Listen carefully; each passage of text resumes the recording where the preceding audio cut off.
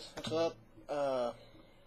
I've been getting a lot of emails lately about the Stone Tower Temple tutorial, and basically because it's been quite a while now since I came out with a melody and I hadn't came out with a bass part yet.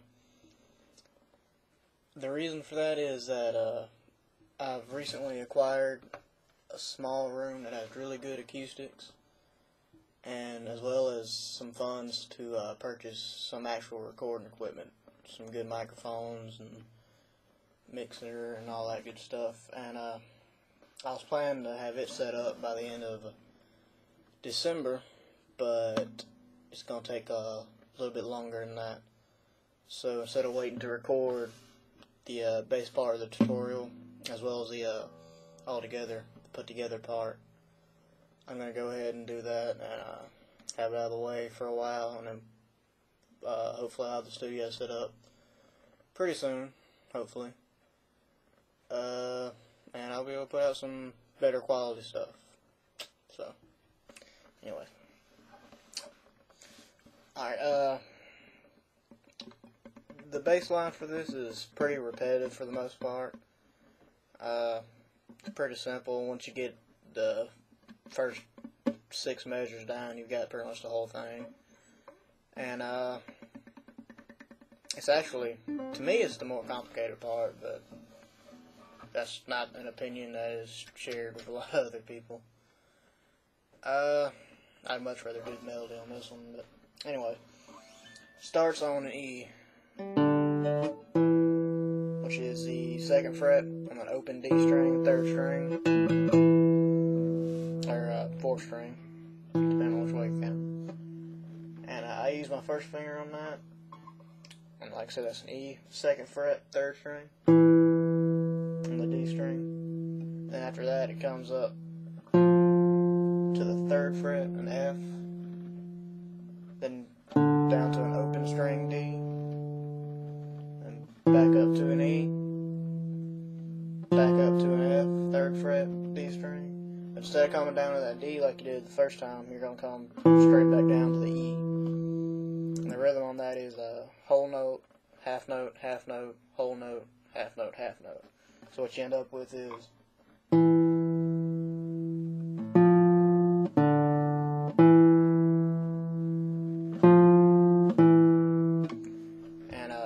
after that E, you're going to use 2 fingers. I use my middle and 3rd. You're going to have to hit this F on the high E afterwards. But those 2 fingers, you're going to put it on the 2nd fret on the D string and the 2nd fret on the G string. What you're going to do is use your thumb on the D and your first finger on the G and hit them together.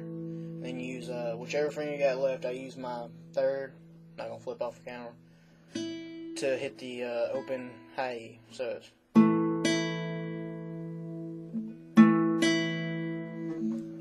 and from there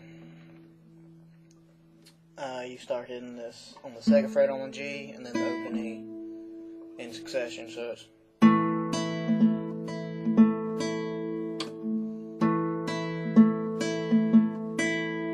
you do that, and after that last D you go up to an F, which is the 1st fret on the high E string. I use my first finger, that's why I was keeping off these other 2 right here. So what you end up with is, and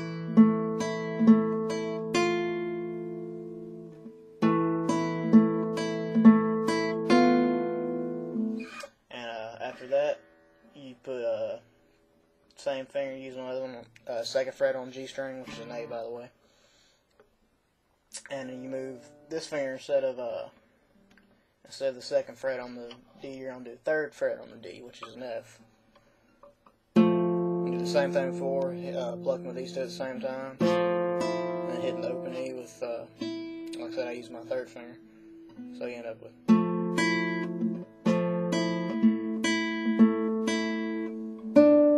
And that last one is, I use my pinky, it's the 3rd fret on the B string, which is a D, yeah, D. And really that's close to being finished already. You're over halfway done. Like I said, it was pretty simple. So what we got with is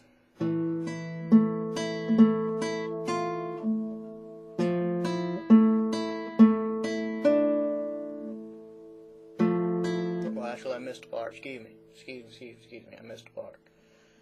On when you do this, the second part, you're gonna hit you're gonna on that third hit, you're gonna let off of the 3rd fret on the D string. So you hit an open D and an A 2nd fret on the G string. So what you end up with is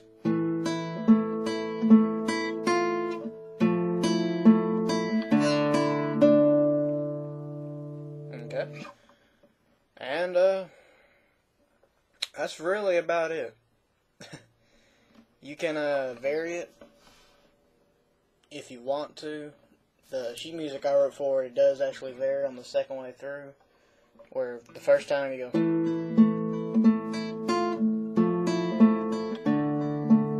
but the next time you hit that F, the next round you go.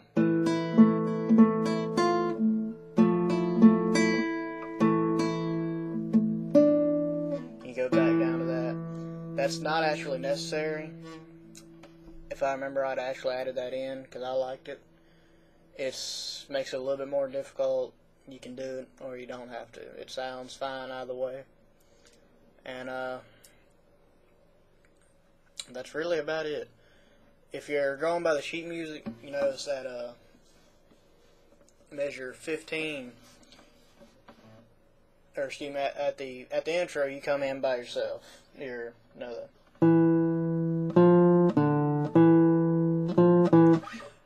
That's the last 4 measures, and then you have the first part like that, and then the melody comes in on measure 7. After measure 14, the melody will stop, and you'll have to do those first 4 measures over again. You just come in and same thing.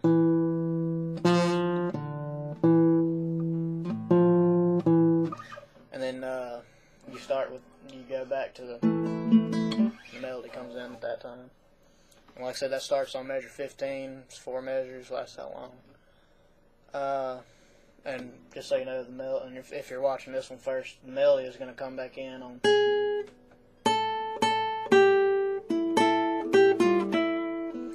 And so make a cue and all that. The ending of the song, the last the last 4 measures, you actually do that little solo part again, but this time the melody's going to be playing over you. They're going to be playing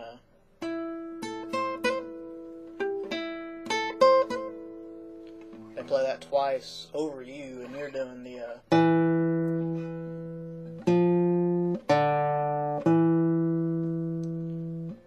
instead of coming back down to an E like you have been, you're going to do just like you did the first time. Go back down to the D, then you're going to come up to an E, and you're going to finish on that E, hold that E, and the melody's going to have that A and that open E, so what you end up with is, as you're finishing, you kind of, since it's a duet, the 2 people put together a chord pretty much. And that's what you end on. So the last 4 measures are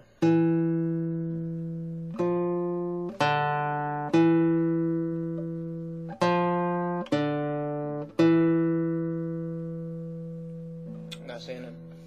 Like I said on the melody tutorial, it's an optional repeat. If you feel like repeating, repeat. If you don't. And that's pretty much it. Get somebody together and play with you. That's all you can do.